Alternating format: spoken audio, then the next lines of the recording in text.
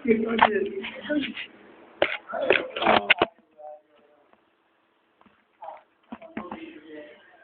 بالله من الشيطان الرجيم بسم الله الرحمن الرحيم الحمد لله نحمده ونستعينه ونستغفره ونعوذ بالله من شرور أنفسنا ومن سيئات أعمالنا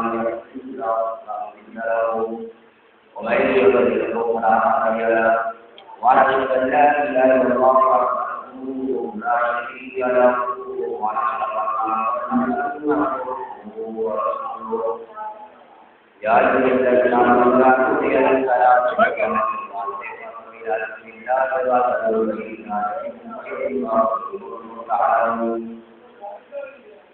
وإذا قيل الصلاة فانتشروا في الأرض وابتغوا من فضل الله الله كثيرا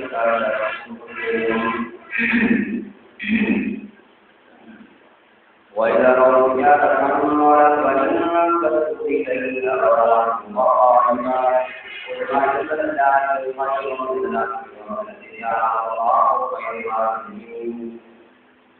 قال الله تعالى سبحان الذي وقال الأمين واذكر في الكتاب إبراهيم إنه كان صديقا نبيا واذكر في الكتاب إسماعيل إنه كان صادقا وكان رسولا نبيا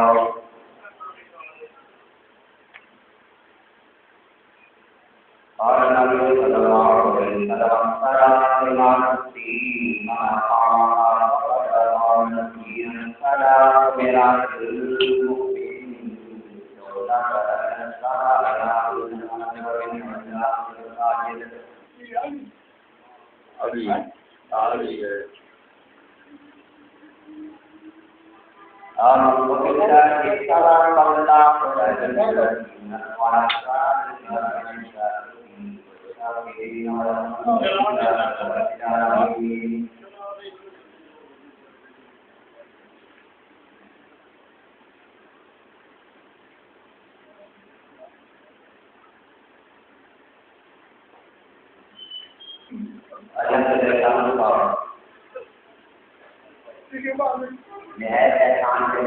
المؤمن ولا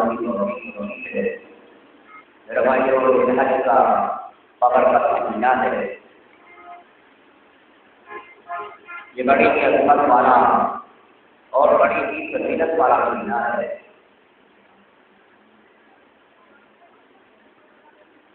اور اس کے پہلے 10 دن کی عبادت کو اللہ کے شان کو بہت بڑی عزت ہے. ذی الحج کے 10 دنوں میں جو عبادت کرتا ہے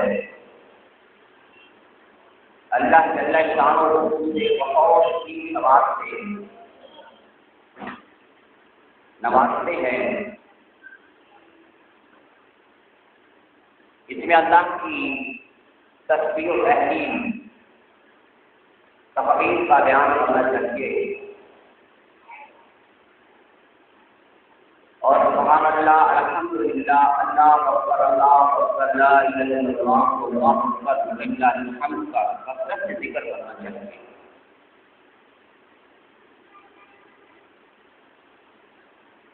جو شخص ذی الحج کے ان 10 دنوں میں نماز پڑھتا ہے اللہ جل شانہ کے بہت بڑے مرتبے اور درجات کو دیتا ہے. اور علماء نے لکھا ہے کہ جو ان 10 دنوں میں کسی عام آدمی کی نماز جنازہ پڑھتا ہے گویا کہ اس نے اللہ کے ولی کی اور ایک شہید کی نماز جنازہ پڑھا.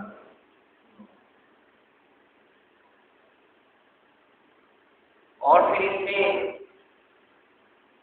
جو ایک دن کا روزہ رکھتا ہے ان 10 دنوں میں 10 ذی الحج کو چھوڑ کر فرمایا کہ ایک روزے کا ثواب اتنا ہے کہ گویا 1 سال تک اس نے روزے رکھے.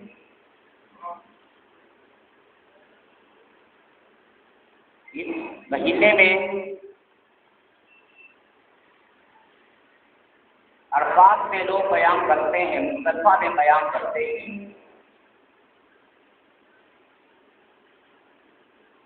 اور وقوف عرفات میں ٹھہرا ہوا شخص جس نے حج ادا کیا ہے، اللہ تعالیٰ اس کی زندگی کے سارے گناہوں کو معاف فرما دیتا ہے، اور اس میں کوئی شک نہیں ہے۔ حضرت امیر المومنین عمر ابن خطاب فرماتے ہیں کہ جو شخص عرفات سے اس نیت کے ساتھ حاضر ہو کہ اللہ اس کو معاف فرما دے گا، لیکن وہ شخص یہ سمجھے کہ اللہ نے مجھے معاف نہیں کیا، وہ بہت بڑے گناہ کا مرتکب ہوگا، یعنی کہ وہ اپنے آپ کو بخشا ہوا سمجھے جس نے عرفات میں قیام کیا۔ فرمایا کہ جس نے مزدلفہ میں رات کو قیام کیا وہ اللہ کا مہمان، بہت بڑا مہمان ہے، رب اس کی مہمان نوازی کرنا۔ جس نے بیت اللہ کا طواف کیا اور تلبیہ پڑھا کے لبیک لبیک اللہم لبیک لا شریک لک ان الحمد والنعمت لک والملک، تو گویا کہ اس نے اللہ کے ساتھ باتیں کی، اتنا درجہ ہے۔ اور فرمایا کہ جو آدمی حج کر کے آتا ہے واپس تو وہ ایسے ہوتا ہے جیسے ماں کے پیٹ سے پیدا ہوا، ایک بھی گناہ اس کے ذمہ نہیں ہے۔ اور میرے پاک نبی کا فرمان ہے کہ حاجی جب واپس آئے تو ان سے دعا کرایا کرو، اس کے ہاتھ کو بوسہ دو، اس کے ساتھ گلے ملو، اس لیے کہ وہ اللہ کا مہمان تھا اور وہ گناہوں سے پاک ہو گیا۔ تو یہ سارے جتنے بھی اعمال ہے یہ ذی الحج میں ادا کیے جاتے ہیں۔ اور فرمایا کہ جس نے عرفہ میں قیام کیا، کچھ آدمی کے ایسے گناہ ہے جو عام دنوں میں معاف نہیں ہو سکتے، لیکن جو عرفات میں کھڑے ہو کر اللہ کے سامنے گڑ گڑاتا ہے، اللہ جل شانہ کچھ حقوق العباد بندوں کے ساتھ تعلق ہے جن گناہوں کا، اللہ وہ بھی معاف فرما دیتا ہے۔ میرے بھائیوں یہ بہت بڑا عمل ہے اور یہ صدقہ ہے حضرت ابراہیم علیہ السلام کا، جن کے توسل سے، جن کے وسیلہ سے اللہ نے ہم سب کو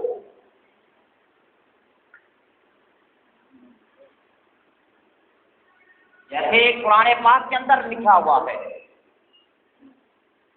کہ حضرت ابراہیم نے صدا دی تھی کہ واسطے رفنا سے بالحج یاد پر جا رہا، جب خانہ کعبہ کو تعمیر کیا تو اللہ نے کہا کہ اے ابراہیم کھڑے ہو جا جبل ابو قبیس پر اور ندا دے کہ اے لوگوں آؤ اس خانہ کعبہ کے طواف کے لیے، بیت اللہ میں آؤ اللہ کی ذکر کے لیے۔ تو ابراہیم علیہ السلام نے کھڑے ہو کر آواز دی تھی کہ اے لوگوں آؤ اللہ کے حج کی طرف، اللہ کے ذکر کی طرف،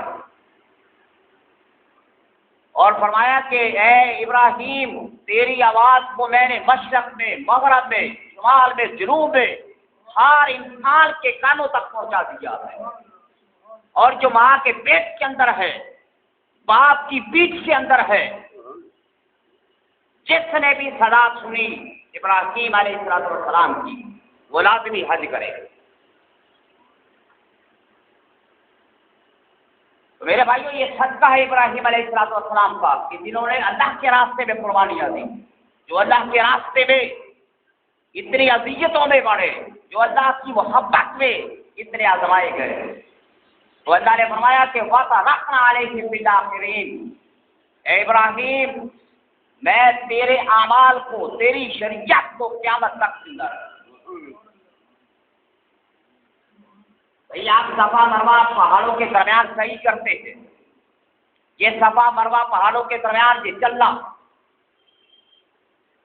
اور یہ شیطان کو کنکریاں مارنا، مرام قیام کرنا، یہ جمرات عقبہ، جمرات وسطی، آب زمزم کا پانی پینا، یہ بیت اللہ کا طواف کرنا، عرفات میں قیام کرنا، یہ تلبیہ پڑھنا اللہ اکبر اللہ اکبر اللہ اکبر لا الہ الا اللہ اللہ اکبر اللہ اکبر وللہ الحمد، ابراہیم علیہ السلام کی ساری سنتوں کو، ان کی شریعت کو محمد مصطفیٰ کی شریعت سنت بنا کے ساری امت کے سامنے رکھ.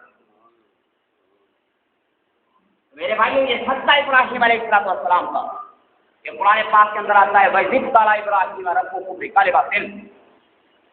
لوگوں میں نے ابراہیم کو آزمایا اور ابراہیم کے سامنے میں نے جو بھی آزمائش رکھی ابراہیم نے اس کو پورا کیا. فَأَتَمَّهُ قَالَ إِنِّي جَاعِلُكَ لِلنَّاسِ إِمَامًا. تو جو اللہ کے راستے میں مشکلات میں پڑے کوئی ایک ایسا کام نہیں ہے ابراہیم علیہ السلام نے اللہ کی محبت میں اللہ کی رضا میں رکھا. میرے بھائیوں یہ وہ وقت تھا جب نمرود بادشاہ تھا اور نمرود جو ہے کہتے کنعان بن آدم سام بن نوح کی اولاد میں سے تھا اور 1700 سال تک اس نے حکومت کی. اتنا بادشاہ بڑا اور بڑا ہی جابر متکبر بہت ہی ظالم بادشاہ تھا. ایسے دور میں ابراہیم علیہ السلام پیدا ہوئے. ایک دفعہ بادشاہ نے دیکھا کہ لوگ گھبرائے ہوئے ہیں. اس کے دربار میں جتنے نجومی تھے انہوں نے سر کو جھکایا ہوا ہے. پوچھا کیا بات ہے؟ فرمایا ہم نے ایک ایسا ستارہ دیکھا ہے آسمانوں پر کہ ہم نے وہ کبھی ستارہ نہیں دیکھا. فرمایا کیا وجہ ہے؟ فرمایا تیری سلطنت میں اب ایک ایسا بچہ پیدا ہونے والا ہے جو تیری سلطنت کو تباہ و برباد کر کے رکھ دے گی. اور نمرود نے حکم دیا. اس نے بچہ پیدا ہونے سے پہلے سارے انتظامات کیے. اس نے پابندی لگا دی پوری سلطنت کے اندر کہ کوئی میاں بیوی آپس میں مل نہیں سکتے. لیکن اللہ جل شانہ کے حکم پورے ہوتے رہتے ہیں. بھائی ان کا مقابلہ وہ جو اپنے آپ کو خدا سمجھتا تھا جو اپنے آپ کو بڑا سمجھتا تھا وہ دنیا والوں کو تو دھوکہ دے سکتا تھا لیکن جو ایسا مواحد اعظم جو سب سے بڑا توحید پرست تھا اس کو پیدا ہونے سے وہ بھی نہ روکا. تو اللہ نے ایسا بندوبست کیا کہ نمرود کے سراہنے میں ابراہیم کی پیدائش ہے. بلکہ اس نے حکم دے دیا کہ میری سلطنت میں جو بچہ پیدا ہوا نجومیوں نے کہا کہ باپ کی پیٹ سے وہ ماں کے رحم میں وہ بچہ منتقل ہو گیا ہے. اس نے حکم دیا کہ جو بھی بچہ پیدا ہو اسے قتل کر دیا جائے. میرے بھائیوں وہ خدا جو بچانے والا ہے جو سب کی حفاظت کرنے والا ہے جو سب سے بڑا ہے دنیا جتنی بھی تدبیریں کر لے خدا کی تدبیر کے سامنے کوئی تدبیر کام نہیں. ابراہیم علیہ السلام کو اللہ نے پیدا کیا اور پھر غار کے اندر اس کی پرورش کی. بھائی ہم یہ لوگ کہتے ہیں کہ بھائی کیسے ہو جائے گا؟ بھائی وہ خدا جو اپنے حکم کو پورا کر کے رہتا ہے. لوگ جتنی تدبیریں کر لیں لوگ جتنی پابندیاں لگا دیں جو رب کرنا چاہتا ہے وہ کر کے رہتا ہے. یوسف علیہ السلام کے ساتھ بھائیوں نے بدعہدی کی. سگے بھائیوں نے مارا کنویں میں پھینک دیا باپ سے جدا کیا. بھائی وہ بھائی یہ سمجھتے تھے کہ یوسف کو جدا کر دیں گے جب باپ سے دور ہوگا تو باپ اپنے بیٹے یوسف کو بھول کر ہماری طرف متوجہ ہو جائے گا. بھائی بھائیوں نے کتنا ظلم کیا. بھائیوں نے کنویں کے اندر پھینک دیا لیکن اسی یوسف کو اللہ نے مصر کا بادشاہ بنا دیا بلکہ پوری دنیا کا بادشاہ بنا دیا. میرے بھائیوں اللہ کے حکم ایسے ہوتے ہیں کہ نمرود نے بڑی کوشش کی کہ ابراہیم پیدا رہا لیکن وہ خدا جو ہر ایک چیز پہ قادر ہے. اللہ علی کل شیء قدیر. اللہ خالق کل شیء وهو علی کل شیء وکیل. میرے بھائیوں ابراہیم علیہ السلام جب پیدا ہوئے 7 سال تک غار کے اندر ان کی پرورش ہوئی اور اللہ نے بندوبست کیا خوراک کا بندوبست کیا. اللہ نے غذا کا اس حد تک فرماتے ہیں کہ جبریل علیہ السلام آ کر ابراہیم علیہ السلام کو یہاں پہ غزار خاک کیا تھا۔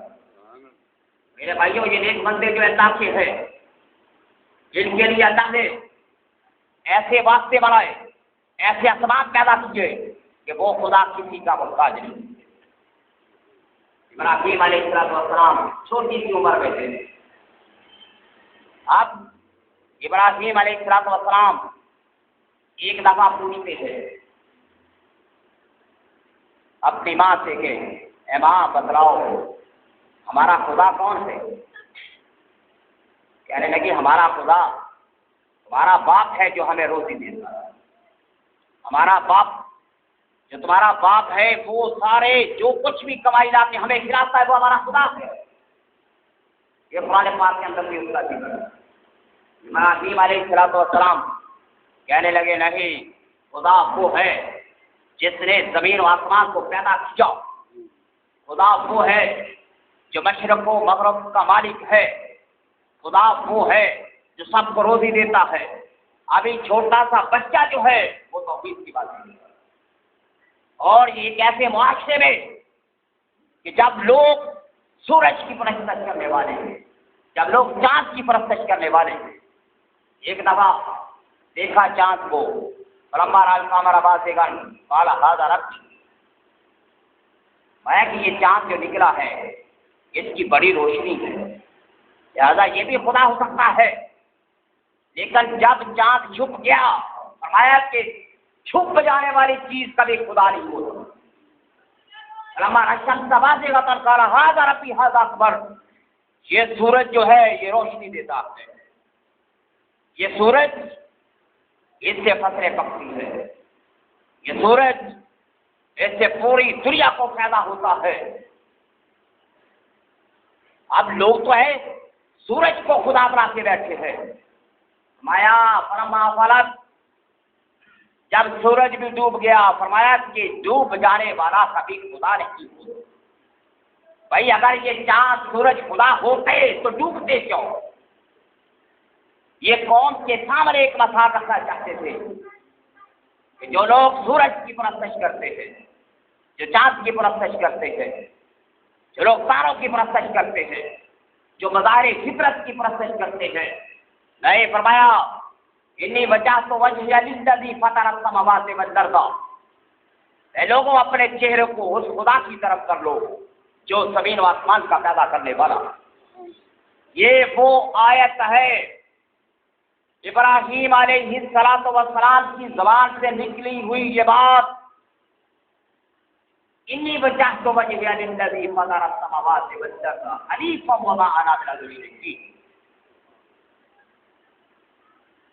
ابراہیم کی زبان سے نکلی ہوئی اس صدا کو اللہ نے آج تک زندہ رکھا، اور نبی پاک صلی اللہ علیہ وسلم ساری زندگی جب نیت کرتے تھے نماز کی، اسی آیت کو پڑھا۔ آپ نے وہ پڑھی ہوگی جسری یا نماز، اس میں لکھا ہوا ہے کہ نماز کی نیت، بھائی ہم تو یہ کہتے ہیں نا نیت پڑھنا ہے، نماز پڑھنا واسطے خدا دے، 2 رکعت، بھائی یہ تو ہمارا طریقہ ہے، ہم نے پنجابی میں اردو میں یہ نیت بنا لی۔ نبی پاک صلی اللہ علیہ وسلم نے ساری زندگی اس آیت کو پڑھا، اے اللہ میرا چہرہ تیری طرف ہے جو زمین و آسمان کا پیدا کرنے والا، اور ہم مشرکوں میں سے نہیں ہیں۔ تو ابراہیم کی صدا ایسی ہے، ابراہیم کی زبان ایسی ہے، ابراہیم کا کلام ایسا ہے، اللہ نے آج تک اس کو زندہ رکھا۔ بھائی وجہ کیا؟ وجہ یہ ہے کہ وہ باپ دیکھو نا کہ سب سے بڑا موحد اعظم ابراہیم، لیکن جس کے گھر میں پیدا ہوئے آزر وہ دنیا کا سب سے بڑا بت پرست، اپنے ہاتھوں سے بتوں کو بناتا تھا، اپنے ہاتھوں سے پتھروں کو تراش کے ایک بہت بڑے برتن میں ڈال کے وہ روزانہ گھر سے نکل جاتا۔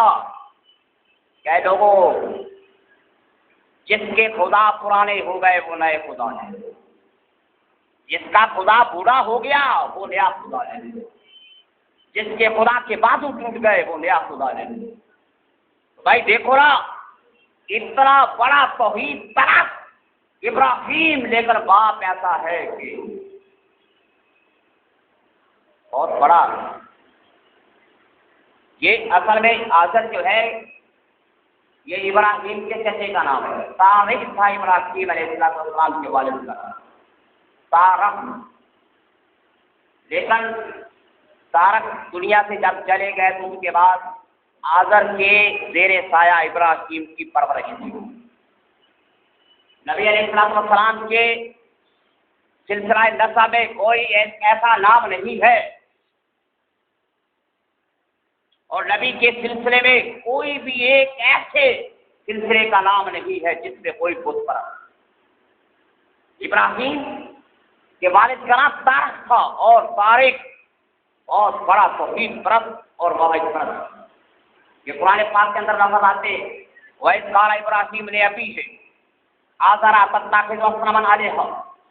بھائی عام آدمی تو یہی پڑھے گا کہ ابراہیم نے اپنے باپ سے کہا آزر سے. تو آزر جو ہے لفظ ابھی جو لفظ ہوتا ہے جیسے ہم کہتے ہیں انکل, چچا کو بھی کہتے ہیں, تائی کو بھی, پھوپھی کو بھی, پھپھڑ کو بھی, اور جو بھی بڑا ہے آپ کے باپ کے ساتھ. اسی طرح عربی میں بھی ابھی کا لفظ چچا کے لیے بھی ہے, تائی کے لیے بھی ہے, ماموں کے لیے بھی ہے, خالو کے لیے بھی ہے. قرآن کے اندر تو یہ واضح لفظ ہے نا, وَإِذْ قَالَ إِبْرَاهِيمُ لِأَبِيهِ. جب ابراہیم نے اپنے باپ آزر سے کہا أَتَتَّخِذُ أَصْنَامًا آلِهَةً, یہ کیا بت پرستی کرتا ہے تو, یہ بت بناتا ہے پھر ان کو بیچتا ہے. انی اراکا, میں تجھے اور تیری قوم کو دیکھتا ہوں کہ تم بہت بڑے گمراہ ہو. یہ ایسی کیا نا. تو یہ جو آزر ہے یہ بہت بڑا بت پرست تھا, یہ چچا تھا ابراہیم علیہ السلام. لیکن پھر بھی اللہ جل شانہ کے سامنے وہ صرف کہا کہ استغفر اللہ, تیرے لیے مغفرت مانگو. نے کہا تھا میرے گھر سے نکل جا. آزر نے کہا میرے گھر سے نکل جا, میرا دین تو نے چھوڑ دیا, میرے مشن کو تو نے چھوڑ دیا, میرے نظریوں کو چھوڑ دیا. بھائی ایک خدا کیسے ہو سکتا ہے؟ ابراہیم نے کوئی بحث نہیں کی. فرمایا قال السلام علیکم استغفر لک رب انہ کان بی حفیظ. میں پھر بھی استغفار کرتا ہوں تیرے لیے کہ خدا مجھے ہدایت دے. ابراہیم اپنے والد کے لیے استغفار کرتے رہے. پھر جب اللہ نے فرمایا کہ اس کی قسمت میں ہدایت نہیں ہے لہذا اس کے لیے استغفار مت کرو. ما کان استغفار ابراہیم علیہ ابیہ ہے الا ام موعظۃ وعدہ ایاہ, کہ ایک محدود دائرہ کے لیے, ایک مدت کے لیے اللہ نے اجازت دی تھی کہ تو اس سے کبھی لیے استغفار کر. لیکن جب پتہ چل گیا کہ یہ مومن نہیں ہو سکتا تو اللہ نے منع کر دیا. ما کان للنبی والذین آمنوا ان یستغفروا للمشرکین ولو کانوا اولی قربی. کسی نبی کے لیے جائز نہیں ہے تو اپنے باپ کے لیے, اپنے قریبی کے لیے استغفار کرے چاہے وہ اس کا جتنا بھی عزیز ہو. میرے بھائیوں بات یہ ہے کہ یہ ابراہیم علیہ السلام نے اللہ کے راستے میں بڑی قربانی کی. اللہ کی محبت میں اتنے بڑے, اللہ کی محبت میں ایک دفعہ 4000 بھیڑ بکریاں تھی ریوڑ. ایک آدمی آیا, اس نے اللہ کا نام لیا, اللہ اکبر اللہ اکبر. ابراہیم علیہ السلام نے اس کی آواز کو سنا, فرمایا کہ اے بندے تو اللہ کا نام لیتا ہے, تو خدا کی محبت اپنے دل میں رکھتا ہے. تو فرمایا تو نے اللہ کا نام لیا ہے, اللہ کی محبت کو دل میں رکھا ہے, 4000 بھیڑ بکریوں کا ریوڑ اللہ کے نام پر اس کے حوالے کیا. 4000 بھیڑ بکریاں, اور کبھی ساری زندگی ابراہیم علیہ السلام نے بغیر مہمان کے کھانا نہیں کھایا. اس حد تک کہ کئی دن گزر جاتے, اللہ فرشتوں کو بھیجتا کہ جاؤ ابراہیم کھانا نہیں کھائے گا جب تک مہمان نہ ہو. وہ فرشتے آ کر جب ابراہیم کے ساتھ کھانا کھاتے, پھر ابراہیم تراور فرمایا. میرے بھائیوں اللہ کی محبت میں اللہ کے لیے. یہ قرآن پاک کے اندر واقعہ لکھا ہوا ہے کہ اس وقت بہت بڑا ایک جشن میلہ ہوا کرتا تھا. اب چھوٹے تھے ابراہیم، اس جشن کے لیے تیاری شروع ہے. سارے لوگ، اس کا چچا آزر بھی کہنے لگا کہ ابراہیم ہمارے ساتھ چل. دنیا کی رونق دیکھ جا کر فنظر نظرۃ فی النجوم فقال انی سقیم، بہانہ بنا لیا کہ میں تو بیمار ہوں، میں نہیں جا سکتا. بھائی ایک ایسا میدان، ایک ایسا ماحول، ایسا معاشرہ جس میں ہر بندہ ہی مشرک، اتنی بڑی سلطنت کے اندر 60 لاکھ کی فوج رکھنے والا نمرود خود مشرک، اس کی فوج میں مشرک.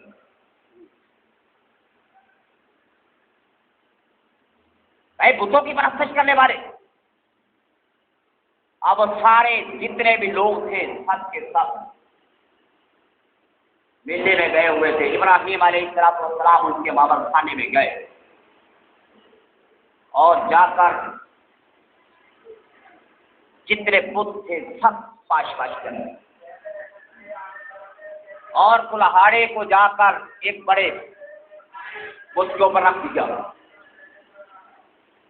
اب ان کو پتا چلا، شیطان نے بتلایا کہ تم کو یہاں پہ جشن منا رہے ہو، تمہارے خداؤں کے ساتھ کیا ہوا؟ ہمارے خدا کو توڑ دیا گیا، ہمارے خدا کو زخمی کر دیا گیا. وہ سارے لوگ بھاگم بھاگ واپس آئے، آ کے دیکھا سارے خدا ٹوٹے پڑے ہیں، کسی کا کان نہیں، کسی کا ناک نہیں. بھائی اب شور بلند ہوا، اتنی بڑی ریاست کے اندر، اتنی بڑی سلطنت کے اندر یہ جرم کس نے کیا؟ بھائی نمرود بادشاہ کے ہوتے ہوئے تو مچھر پر نہیں مارتا، ان بتوں کو کس نے توڑنا؟ اب جو لا الہ الا اللہ پڑھنے والا تھا، بھائی سبھی کو پتا تھا بھائی کون ہمارے بتوں سے ہمیں روکتا ہے، کون کہتا ہے خدا کو مانو، کون کہتا ہے خدا کے سامنے جھکو، کون کہتا ہے خدا کے سامنے سجدہ کرو، کون کہتا ہے رکوع کرو. اب وہ سارے لوگ اکٹھے ہوئے، انہوں نے کہا قالوا سمیعنا فتى يذكرهم يقال له ابراہیم، ہم نے ایک ایسے نوجوان کا ذکر سنا ہے جس کو ابراہیم کہتے ہیں، اس کے علاوہ کوئی آدمی یہ کام نہیں کر سکتا. قالوا سمیعنا فتى يذكرهم يقال له ابراہیم، پردے جرم لگا دی گئی، نمرود کے دربار کے اندر حاضر کر دیا گیا. کہا انت فعلت بآلہتنا یا ابراہیم، اے ابراہیم یہ تم نے ہمارے خدا کے ساتھ کیا کیا؟ انت فعلت، کیا تم نے کیا ہمارے خدا کے ساتھ کیا؟ ابراہیم علیہ السلام نے کہا یہ جو تمہارا بڑا خدا ہے، بڑا بت ہے، اس سے پوچھو کہ کس نے کیا ہے. کالا بل پالا وعدہ خبیروں فسانو، اس سے پوچھو. بھائی تم جن کی پرستش کرتے ہو، جن بتوں کی، اس بڑے بت سے پوچھو کہ یہ کام کس نے کیا ہے.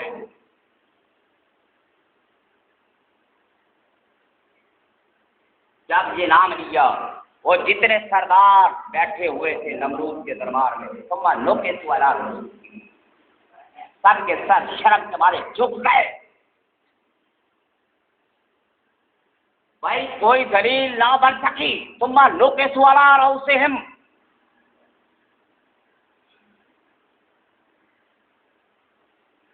ابراہیم علیہ السلام نے کہا اُفِّلْ لَكُمْ وَلِمَ تَعْبُدُونَ تم ہے تمہاری زندگی پر، افسوس ہے تمہاری حیات پر، افسوس ہے تم پر کہ تم ایسے خدا کی پرستش کرتے ہو جو بولتے نہیں تو سنتے. اگر تعبدون من دون اللہ ما لا ينفعكم شيئا ولا يضركم، کیا تم ان کی بندگی کرتے ہو جو نہ تمہیں نفع دے سکتے ہیں نہ تمہیں فائدہ دے سکتے. باللہ قوال وطاعت من دون اللہ ہے، اللہ کو چھوڑ کر ان خدا کی پرستش کرتے ہو، نہ بولتے نہ سنتے ہیں، کچھ بھی نہیں. بھائی بات تو ماننی چاہیے تھی ابراہیم کی، لیکن ان لوگوں نے کہا کہ وانصر آلہتکم ان کنتم فاعلین، نمرود کہنے لگا اپنے خداؤں کی مدد کرو، وانصر آلہتکم ان کنتم فاعلین، اگر تم نے کچھ کرنا ہی ہے۔ یہ فرد جرم لگا دی گئی اس واحد اعظم پر جس نے اللہ کے مقابلے میں کسی بات سے سمجھوتا نہیں کیا۔ بھائی جلا دیا جائے، وانصر والے ہاتھ قالوا حرقوا وانصر والے ہاتھ، ان کو جلا دیا جائے۔ بھائی ابراہیم کو سزا دینے کے لیے اور بھی بڑے طریقے تھے، لیکن وہ یہ چاہتے تھے کہ ابراہیم نے کہا گناہ اتنا بڑا ہے اور اس کو سزا بھی اتنی بڑی دی جائے کہ دنیا والے دیکھ کر عبرت زدہ ہو جائے، ہمارے بہت بڑی عمارت کو بنایا جائے، 100 گز اونچی 12 کوس لمبی، ایک اتنا بڑا میدان بنا کے ہمارے 3 مہینے تک لوگ لکڑیاں لا کر وہاں رکھتے رہے۔ ہمارے کوئی مشرق میں ہے، کوئی شمال میں، کوئی جنوب میں، جدھر بھی کوئی آدمی بیٹھا ہے وہ لکڑیاں لائے اس جگہ پہ لا کے رکھے تاکہ ابراہیم کو جلایا جائے۔ یہ اپنے خداؤں کی نصرت، اپنے خداؤں کی مدد کرنا چاہتے ہیں۔